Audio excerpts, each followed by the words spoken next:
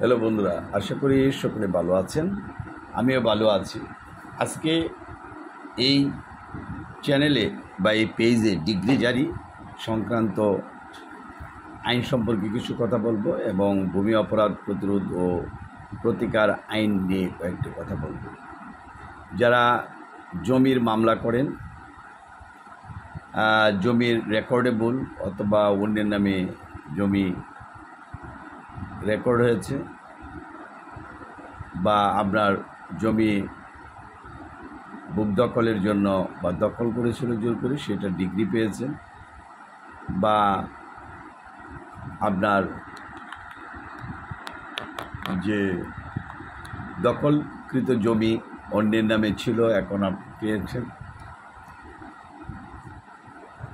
এবং আপনি সেটার ডিগ্রি কিভাবে জারি করবেন, কার কাছে যাবেন।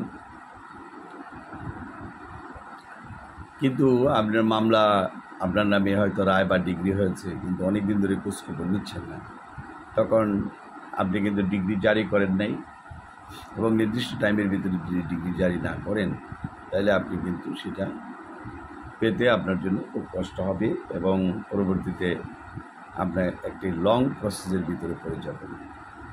এই জন্য যারা এই বিষয়ে পরামর্শ করতে চান তারা আমাদের সাথে যোগাযোগ করতে পারেন। আমাদের ঈশ্বরগঞ্জ চৌকি আদালত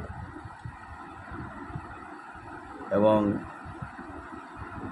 ময়মনসিংহের জেলা আদালত যে মামলা রয়েছে, বিশেষ করে নান্দাইল, ঈশ্বরগঞ্জ, গরিপুর, দুবৌরা, ফুলপুর, ফুলবাড়িয়া, তারাকান্দা, মুক্তাগাছা এবং ত্রিশাল, ভালুকা, গফরগাঁও, পাগলা থানা, এই যে থানাগুলো রয়েছে, যারা জমি সংক্রান্ত মামলায় ডিগ্রি পেয়েছেন কিন্তু ডিগ্রি জারি করেন নাই, দখল অধিকার বুঝে নেন নাই, তারা আমাদের সাথে যোগাযোগ করে আপনি ডিগ্রি জারি করতে পারেন। এছাড়া যারা ভূমি আইনে মামলা করতে চান, নতুন আইনে, তারা আমাদের সাথে যোগাযোগ করে ভূমি আইনে আপনি মামলা করতে পারবেন এবং যোগাযোগ করবেন। ভিডিওটা বড় করব না, এখানেই শেষ করছি। সবাইকে ধন্যবাদ। Thank you.